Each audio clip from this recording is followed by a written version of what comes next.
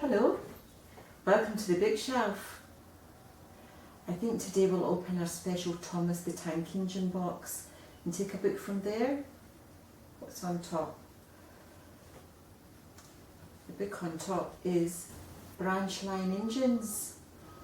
Now the first story is called Thomas Comes to Breakfast. Thomas the Tank Engine has worked his branch line for many years. "You know just where to stop, Thomas," laughed his driver. "You could almost manage without me."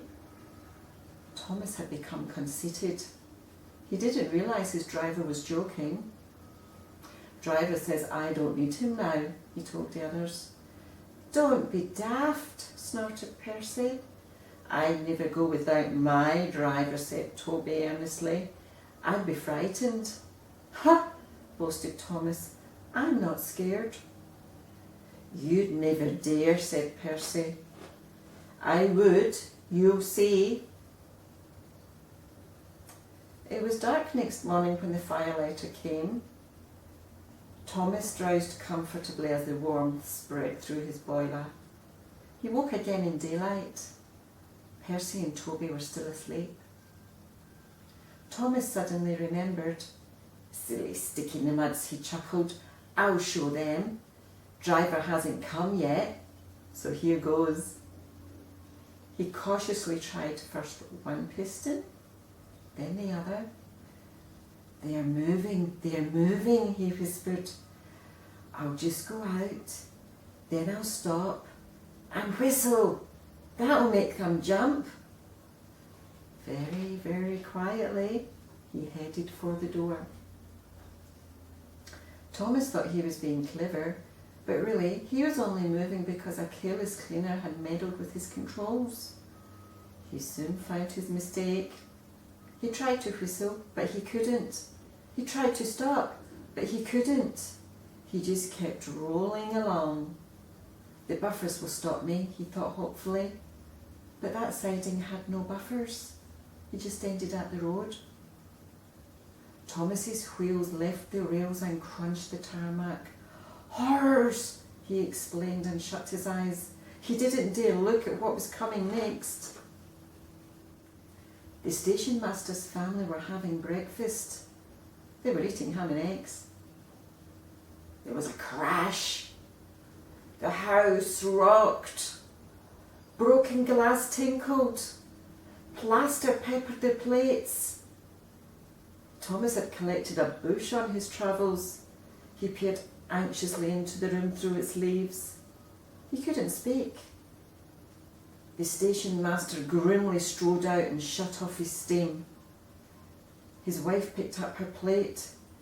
"You miserable engine," she scolded. "Just look what you've done to our breakfast.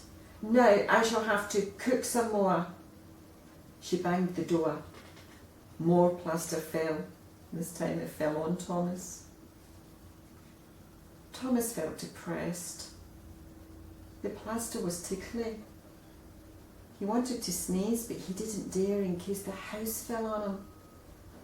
Nobody came for a long time. Everyone was much too busy. At last, workmen propped up the house with strong poles. They laid rails through the garden, and Donald and Douglas, puffing hard, managed to haul Thomas back to the yard. His funnel was bent. Bits of fencing, the bush, and a broken window frame festooned his front, which was badly twisted. He looked comical. The twins laughed and left him. He was in disgrace. "You are a very naughty engine," said the fat controller. "I know, sir. I'm sorry, sir." Thomas's voice was muffled behind his bush. "You must go to the works and have your front end mended. It will be a long job." "Yes, sir," faltered Thomas. "Meanwhile," said the fat controller, "a diesel rail car will do your work." "A diesel, sir?" Thomas spluttered. "Yes, Thomas. Diesels always stay in their sheds till they're wanted.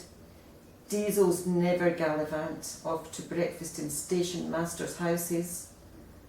The fat controller turned on his heel and sternly walked away. Poor Thomas. He's in the doghouse, isn't he? That was taken from Branch Line Engines, written by the Rev W Awdry. So we'll put that book back in our Thomas the Tank Engine box and close the lid until next time. Hope you all enjoyed that. Join me again the next time I take a book from the bookshelf. And until then, you be good. And if you can't be good, don't get caught. Bye. See you next time.